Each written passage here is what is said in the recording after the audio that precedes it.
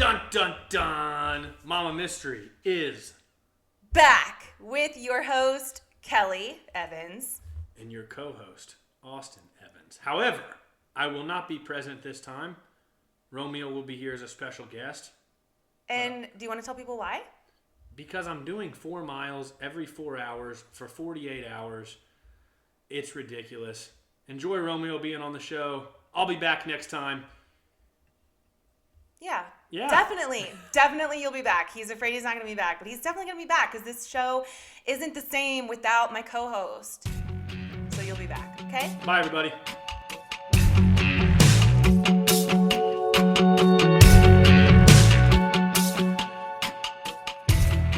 Welcome to another episode of Mama Mystery. Today I have a special guest with me because our usual co-host, Austin, is doing a walking challenge right now. So he is a little out of sorts and super tired. So today, instead, I brought my best friend, Romeo. Say hi. Hi. I'm so excited that you came to join us, and we are drinking a little bit of Moscato, so this could get a little feisty by the end. If you know Romeo, you already know. So today we are going to be talking about Pamela Smart, and Romeo has no idea who Pamela Smart is. No, I don't.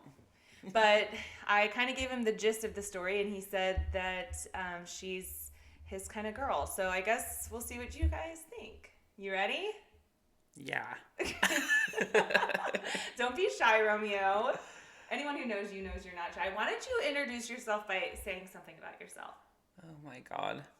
Well, I am a Southern woman. I hail from Texas. I've lived in Missouri for the most of my life. I just turned 27. Lies. And I have a 3-year-old son. I'm just your everyday suburban housewife. That's an esthetician. Nice. Yeah. I love it. Yeah. So we know each other from hair school. We met how long ago was that? 7 or years? 8 years, yeah. Yeah, we've been together for a long time, you and I. Mm-hmm. Going strong. Oh, God. What would you do without me?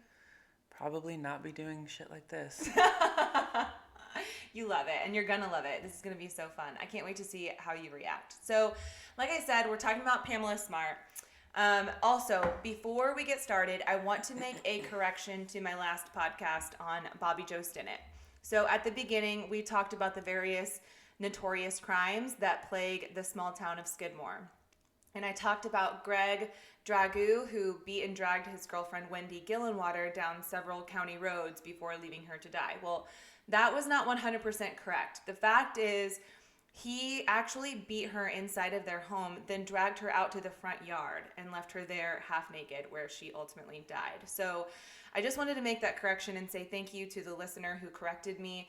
I actually really do appreciate so much when people reach out and give me suggestions or corrections, because it is exactly what makes this podcast better. So I truly do appreciate it.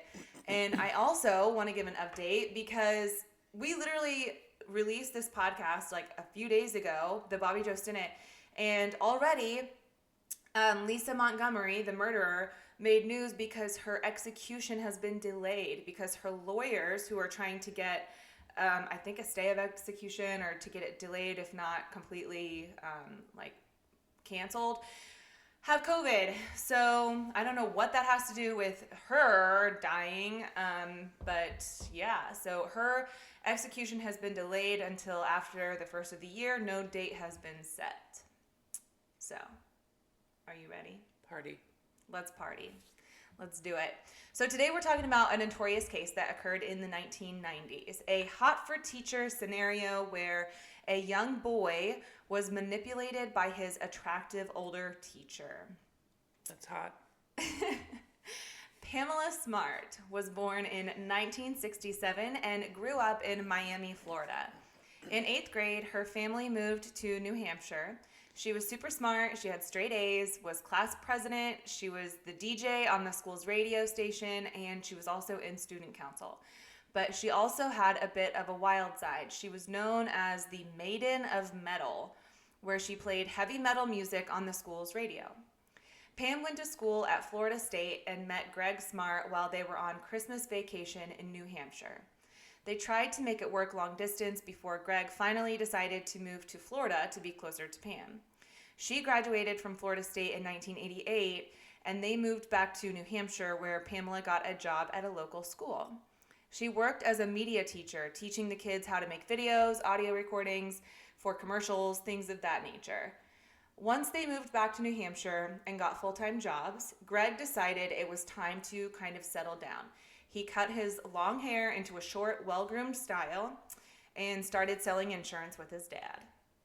They got married the following year in 1989 when Pam was 21 and Greg was 23. They had a beautiful wedding, and by all accounts, they appeared to be a happy young couple.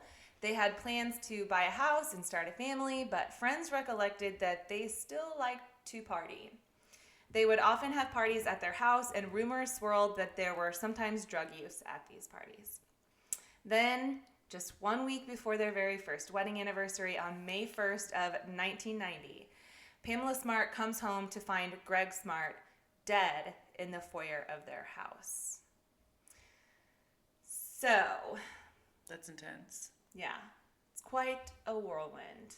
What a whirlwind. What would you do if you came home before your first anniversary to find your husband dead? That's crazy.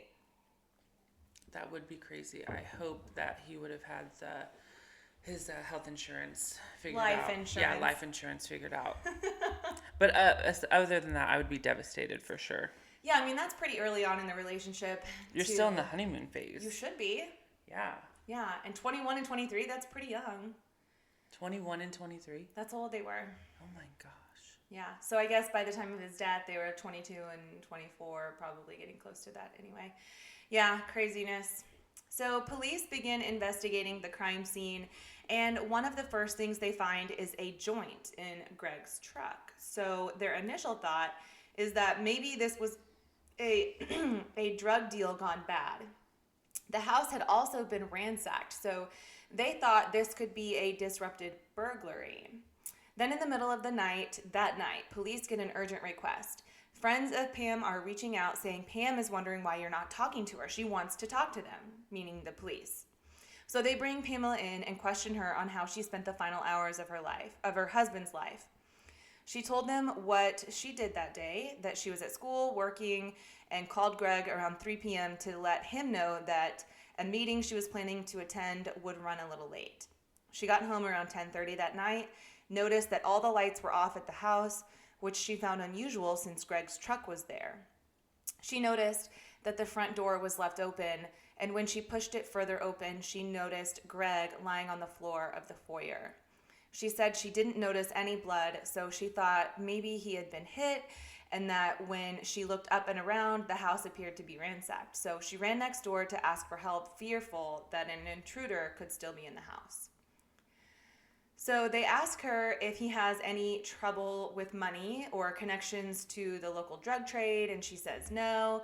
So this points to a possible burglary gone wrong. However, his wallet was still there with everything in it, and it wasn't until an autopsy was performed and completed that they found the cause of death, which was a gunshot behind the ear. So as time went on, some people came out of the woodwork to tell investigators that Greg had a gambling problem and that maybe he had a debt owed to the wrong person. Investigators went to Atlantic City and found a dead end. Nobody there could corroborate the theory that he owed money to the wrong people. As Greg was laid to rest, the community was left reeling. From the outside looking in, everything seemed to be perfect. This young couple, newly married, was just starting their lives together. Both had decent jobs, a nice home.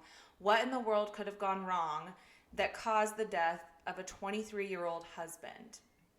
So what are your thoughts so far? Well, he was shot in a really odd place. Or he had a gun wound behind the ear, is that correct? Yes. Yeah, that sounds really weird because whenever I think of that, it sounds like to me what comes to mind is like someone holding him hostage and like has the gun to his head. Like for some reason I would think like, I don't know, maybe they'd have it in that general vicinity to like trying to scare him. Mm-hmm. So, I mean, yeah, that sounds kind of weird. Yeah, maybe like an ambush type of situation. Yeah. And the fact that they ransacked the house. But didn't take his wallet. Like, what are you looking for? Right. If you're not going to take the stuff of value. Like, his wallet was there. His credit cards were still in there. He even still had his wedding ring on. So it's still kind of fishy. Well, if he was a pot smoker, they probably were looking for drugs. Maybe. Yeah. But they missed it because they found drugs in his truck.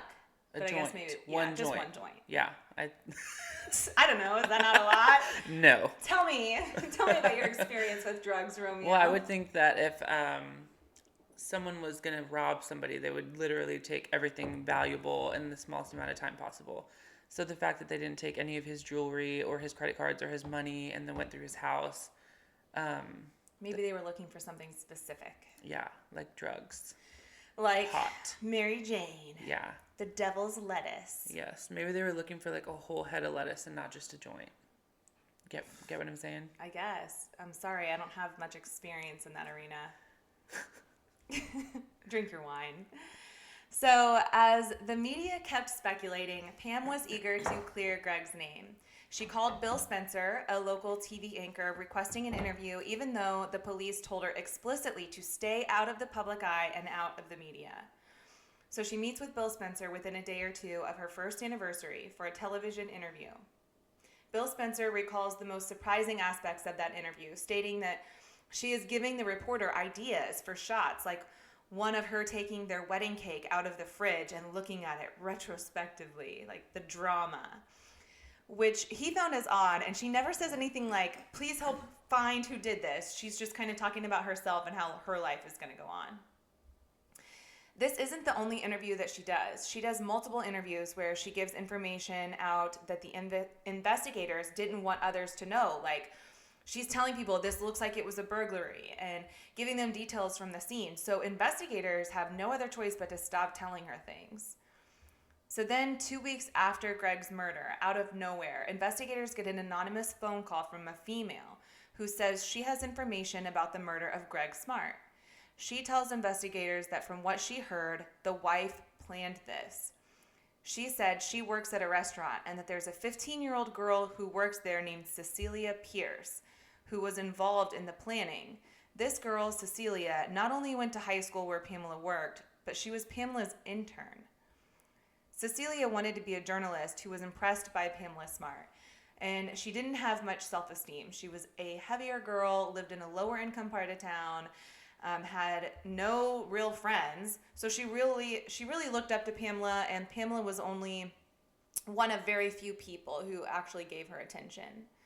So just a side note that I want to add is that when investigators asked Pamela if anyone had been to her house prior to Greg's murder, she had given them this whole list of people who could have been at the house that week so that they could rule out fingerprints, right? So even as minuscule as like the water delivery man who like changes out big water jugs, she wrote their name down.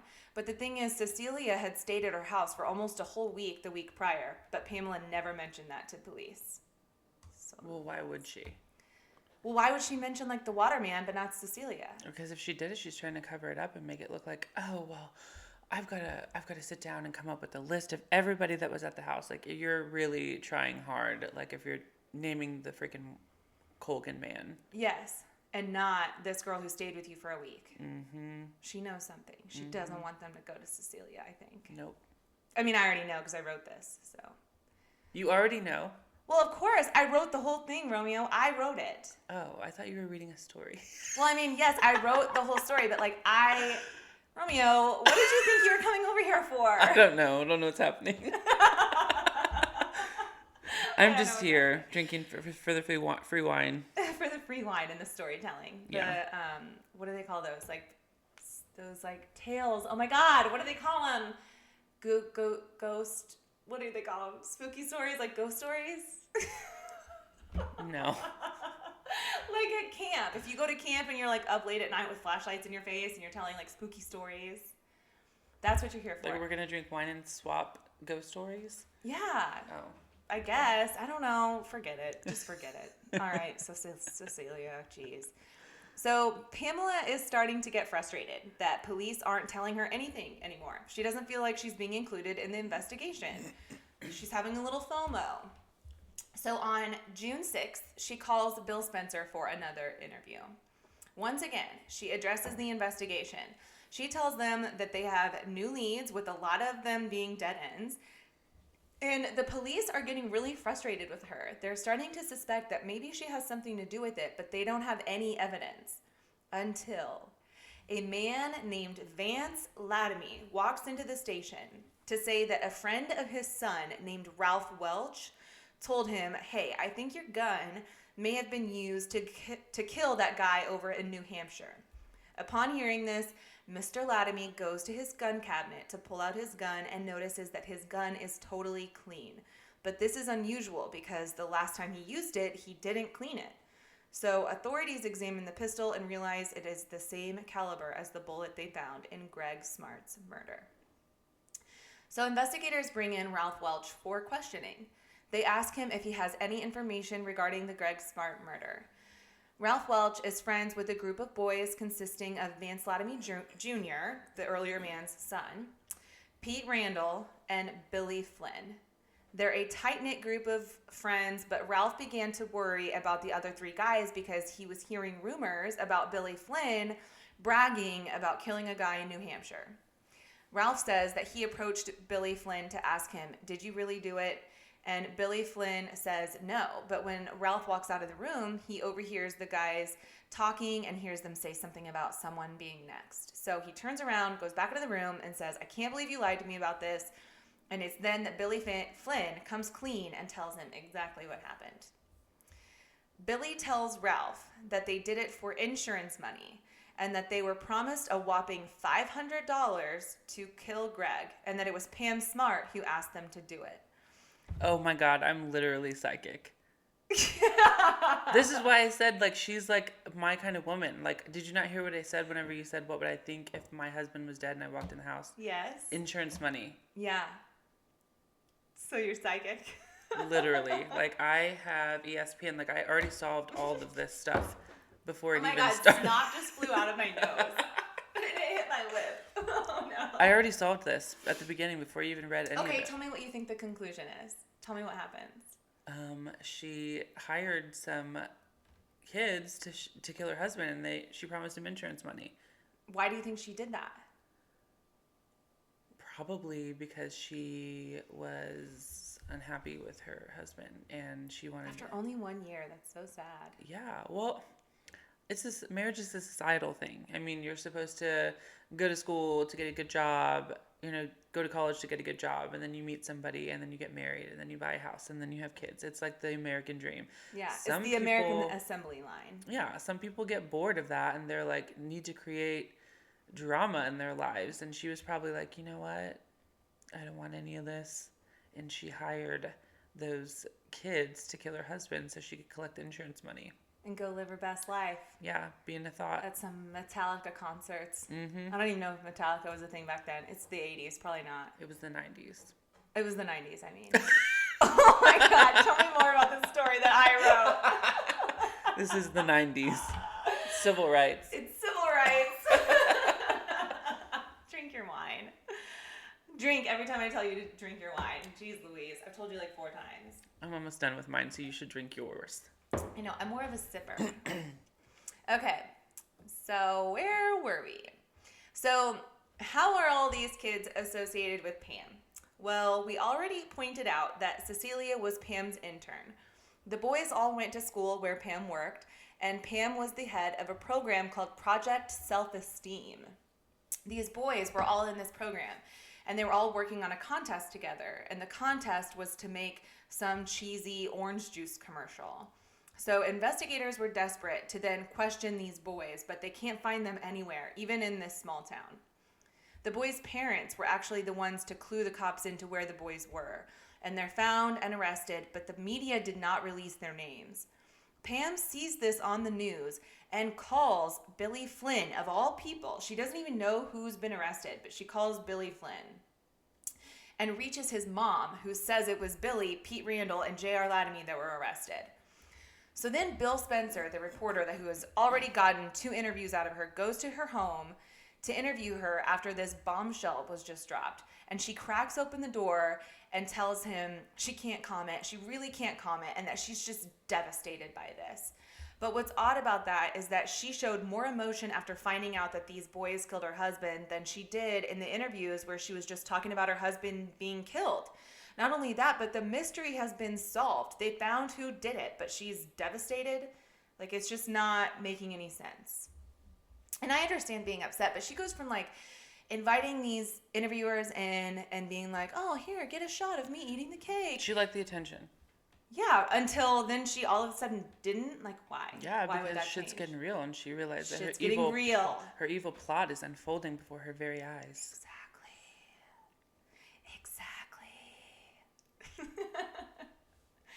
Anyway. So, investigators are questioning the boys, but they're all refusing to talk without their lawyers. Smart boys.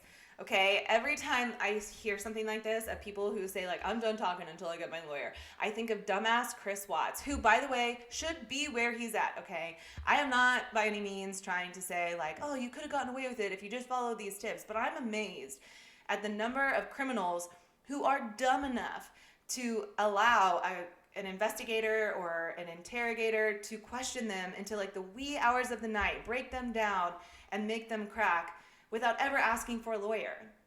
If you ask for a lawyer, you shut it down. Like, they cannot ask you any more questions. It amazes me that these 15, 16-year-old boys had the peace of mind to say, we're not talking without our lawyers. And maybe their parents had something to do with that. I don't know. And then you think of Chris Watts, who sat there and talked to investigators forever and probably could have actually gotten like a trial. And I'm not saying, please don't like twist my words, that I think he could have gotten away with it if he just would have asked for a lawyer. But it just amazes me sometimes that these criminals are so dumb. They could have been coached if this was carefully thought out and planned.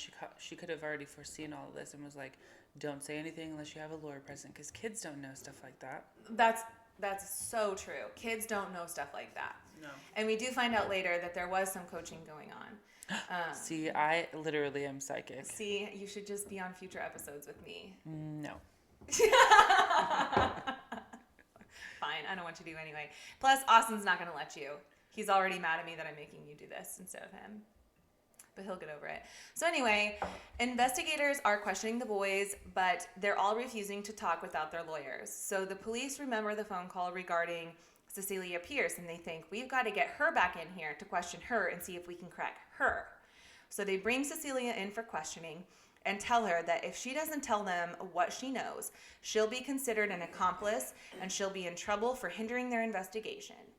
Cecilia's mom tells the investigators, don't talk to my daughter like that. And one of the cops snaps and says, we are trying to help your daughter. And if she doesn't start talking, she's going to be in big trouble. She's in way over her head, and we're trying to help her. So Cecilia and her mom end up leaving without saying anything. They go home, and Cecilia is watching the news, and they're saying on the news that they're interested in arresting another person involved. So Cecilia assumed it would be her. So she calls the police the next day and says, okay, I will cooperate. So they ask Cecilia what kind of relationship she has with Pam. She says Pam is like a big sister to her and that they're really close. And then they ask her what kind of relationship Pam had with Billy Flynn. And Cecilia says they were friends and they were having an affair. Pam said they were in love and obviously they were having sex because I walked in on them. That's what Cecilia said. So Pam Smart never mentioned any of this, of course, and this makes sense as to why Pam never mentioned Cecilia to the police, because she probably knew that the police would get this information out of her. Police come up with the idea to then tap Cecilia's phone. They want to hear Pam admit that she had a part of this whole plan. But during their phone call, Pam appears to be pretty paranoid and refuses to talk about Greg's death. Police realize a phone tap will probably not work, so they take it to the next level. They convince Cecilia and her mom to place a wire on Cecilia and send her to talk to Pam face to face. So Cecilia goes to Pam's office while wearing a wire, and it's just the two of them in this office. Cecilia's ultimate goal here is to get Pam to admit to having a part in Greg's murder. Investigators are listening to the whole conversation, and Pam begins to talk about how Ralph shot his mouth off about the boys killing Greg, but that these guys, quote, these guys are never going to get convicted for murder unless they have fingerprints and hair and everything. You know what I mean? Like, they're just never going to get convicted because Ralph said. Then Pam presses Cecilia about her involvement with law enforcement. And Cecilia says, I mean, obviously I knew about it beforehand. And if I get up there and lie, and if they find out about it after, I'm going to get in trouble. To which Pam responds, well, if you knew about it before, just say you didn't know about it beforehand. Cecilia says, but I did know about it beforehand. And Pam says, yeah, but if you say that, you're going to get in trouble anyway, so you're better off just lying. Then Pam says, if you tell the truth, you're probably going to get arrested. And even if you're not arrested, you're going to have to send Bill, you're going to have to send Pete, you're going to have to send JR, and you're going to have to send me to the fucking slammer for the rest of our entire life. And it's all on tape that Pam said those things. This ends up being a gold mine for investigators. So they decide they have enough evidence to arrest her. They head to her work and arrest her right there in her office. They walk in and tell her, well, Pam, we've got good news and we've got bad news. The good news is that we've solved the murder of your husband, but the bad news is you're under arrest. Bum, bum, bum. She's indicted on charges for being an accomplice to first-degree murder. Meanwhile, investigators get the boys in separate interrogation rooms with their lawyers present and begin drilling them with all types of questions. Their stories all align that Billy Flynn pulled the trigger, but that Pamela Smart planned the whole thing. The prosecutor offers the boys a plea agreement if they are willing to testify against Pamela Smart, and this is very important. The prosecutor offers the boys a plea agreement, okay? The agreement for all three boys is 40 years to life for Billy, Pete, and Vance, with the ability to defer 12 years of that sentence for good behavior. So once the case goes to trial, the judge agrees to a shocking decision to allow the trial to be broadcast live. And this has never happened before. This was the first time ever that a trial would be broadcast live, which is really pretty huge if you think about it. One, because you have no idea what kind of evidence is going to come up and you're just going to allow any person to watch it on TV.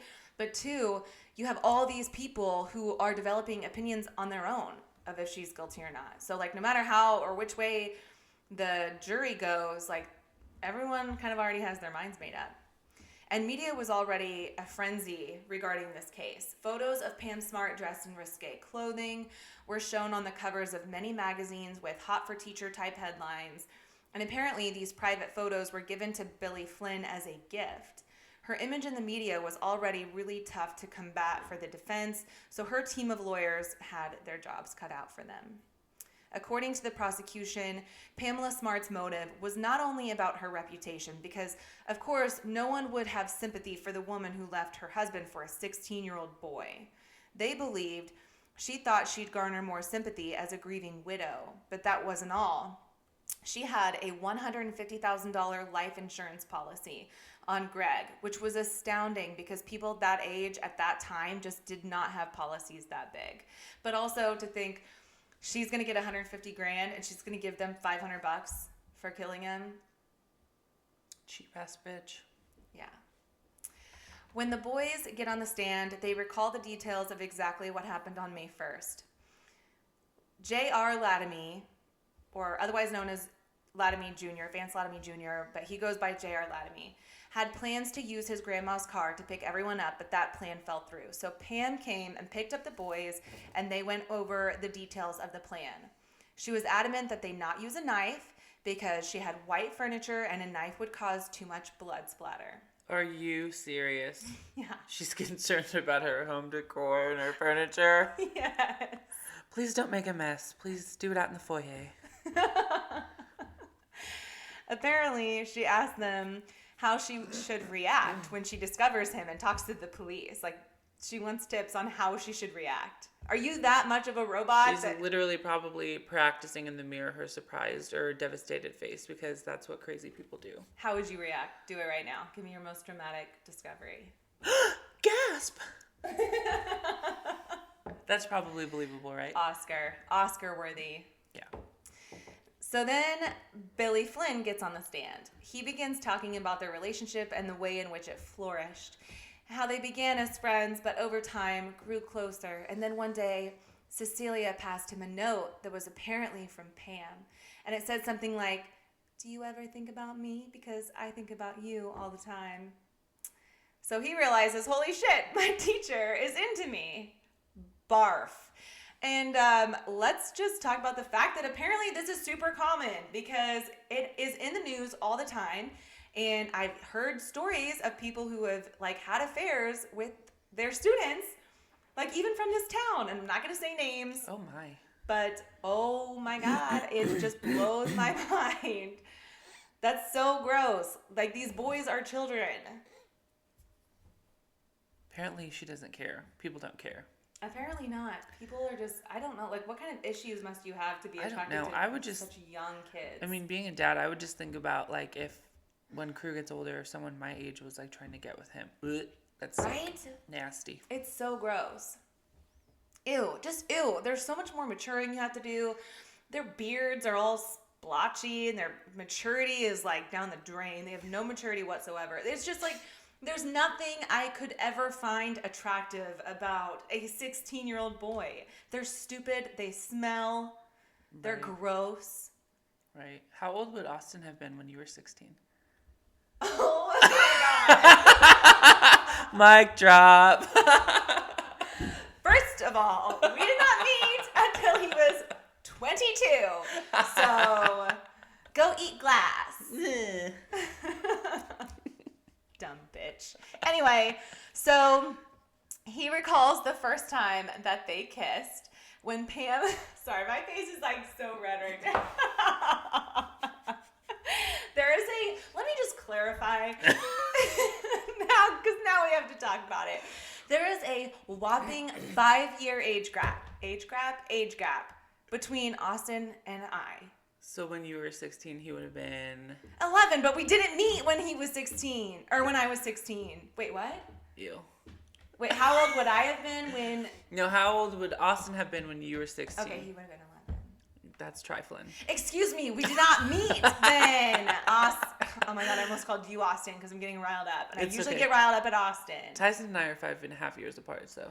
Then shut up. See, if I would have known that, I would have pulled that out way earlier. Wow, we've only been friends for 8 years and you don't know that. Yeah, how old are you? I know you're 34. So that makes him what, 29? If I'm 34, how old does that make you? 32. 44. Shut up. You're so bad at math, it's stupid. Back to the story. Oh my God. Miss Evans. Mrs. So, Billy Flynn recalls the first time that they kissed when Pam leaned over and whispered in his ear, "Aren't you ever gonna kiss me?" Ew. To which he replies with a kiss. And get this, it was the first time he ever made out with a girl. Ever. And it's with his teacher. Big barf. So then he recalls Pam asking him if he'd ever seen a movie called 9.5 Weeks with Kim Basinger. Have you ever seen it? No. I haven't either. But apparently, there's a raunchy scene in that movie that Pamela wanted to reenact for Billy. So one weekend, Greg goes out of town, and Pam invites Billy and Cecilia over to watch the movie 9.5 Weeks. At one point, Pam leads Billy upstairs, and she changes into a similar outfit and begins dancing for him. One thing leads to another, and Pam ends up taking the 16-year-old's virginity. Big barf. Big fat barf. Like, I can't just, no. We're going to just skip on past that. Gross. So Billy said that once their relationship was consummated, she began talking about how Greg needed to go. She said, "I need you to kill my husband, and if you love me, you will do this for me." When he asked about divorce, she said that's just not an option because she would lose the house, the furniture, the car, everything. So Pam sets it all up. She creates an alibi by committing to the board meeting, and she arranges transportation to get them to her house. And Billy, being a young 16-year-old boy with a still developing frontal lobe who is incapable of thinking reasonably or into the future, because in his mind all he knows is that if he wants to be with Pam, Greg's got to go. So it's like she totally manipulated this young boy who she knew was too dumb to think reasonably to go kill her husband. So Billy recounts the night of the murder, and he says they got into the house by going into an unlatched little side door on the side of their house. They rummaged through everything in the house to make it look like a burglary, but again, they're so dumb that they didn't actually take anything of value, so it was very obvious and apparent that it was a staged burglary. And when Greg finally gets home, they attack him right there by the front door. They get him down to his knees, and Billy says he stood behind him with the pistol pointed to the back of his head. Oh my God, again, I'm psychic. Through tears, that or you've done this before. Don't fuck with me. Through tears, Billy recalls how Greg was asking what was going on, why were they there. He said he cocked the hammer back and pointed the gun at his head. He waited nervously before finally saying, "God forgive me," and he pulls the trigger. Now, of course, Pam Smart denies all of this. She admits to having an affair, but an adulteress does not a murderer make.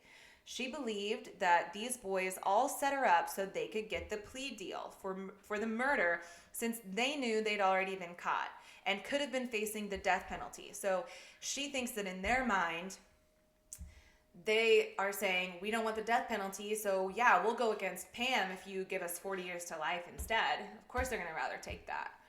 According to Pam, the demise of their marriage began when Greg had an affair and admitted it to Pam. Pam was absolutely crushed by this. It crushed her spirit and her self-esteem.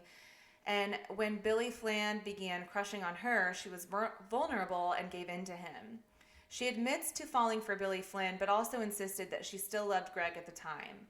3 days prior to the murder, she tells the jury that she broke things off with Billy Flynn.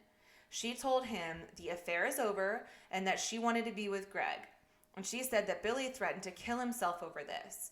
Pam's defense insists that Billy Flynn was just so obsessed with her, she was his first love, his first kiss, and took his virginity, that he killed Greg to get back at her. But remember those recordings of her conversation with Cecilia? Pam says that Cecilia was her only means to information since Derry police wouldn't talk to her. She argues that she was actually just role-playing to try to get Cecilia to talk to her and maybe admit something, but I don't believe this at all. I could almost believe the previous story of she was crushed but then decided to stay with Greg, and then Billy, being immature, got really upset and went off the deep end. I could almost believe that if it weren't for those tapes. Yeah, makes sense. After 11 days of testimony, it is up to the jury to decide Pam's fate. They took less than 3 days to come to a decision. Media vans surrounded and packed the courthouse. The judge had to make it very clear that there would be absolutely no outbursts, cheers, cries, nothing. The time has come, and the jury announces that they find Pamela Smart guilty of being an accomplice to first-degree murder. She is sentenced to life in prison without the possibility of parole. But here's what blows my mind, okay? Billy Flynn, the one who pulled the trigger, is free today. He was sentenced to life in prison and not eligible for parole for 40 years, with 12 years of the minimum sentence deferred if he maintained good behavior. So on June 4th of 2015, he was released on lifetime parole. Patrick Randall received the same sentence and was also released the very same day. Vance Latomy Jr. was released even earlier than them in 2005, just 15 years after Greg Smart's murder. Pam Smart remains in prison with no chance for parole. In February of 2018, her attorneys filed a petition with the New Hampshire governor requesting a reduction in her life sentence, which would make her eligible for possible parole or early release for time served, but that request was rejected.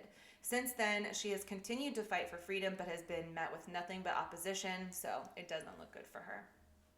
But how crazy is it that she didn't even pull the trigger, and she's the one still in prison, but the one who actually did it, pulled the trigger, is free. He was a minor, though.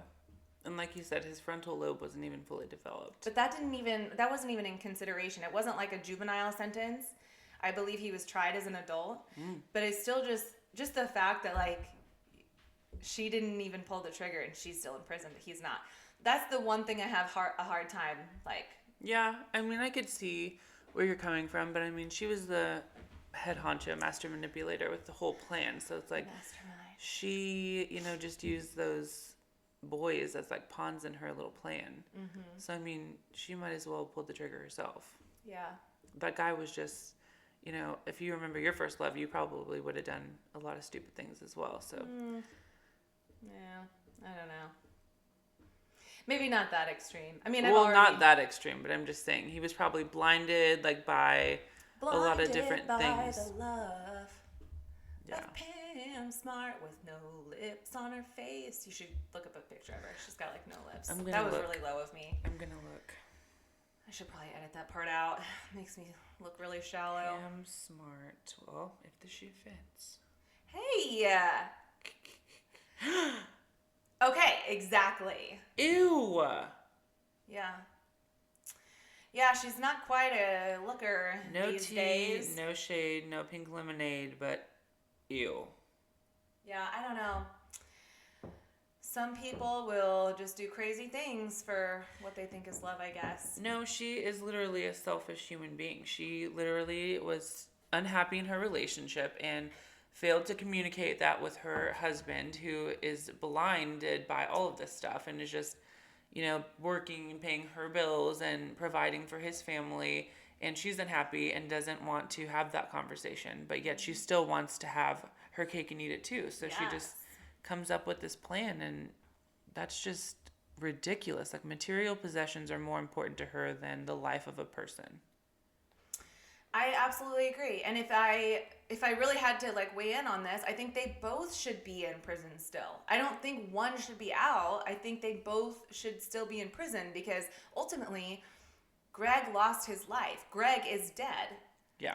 So no, I agree that. I think it takes something, different in your makeup or your mind to actually like physically kill someone. I can imagine like pulling a trigger and just ending someone's life. No, I absolutely could. I wouldn't be able to live with myself. Yeah. That's just too much of an extreme.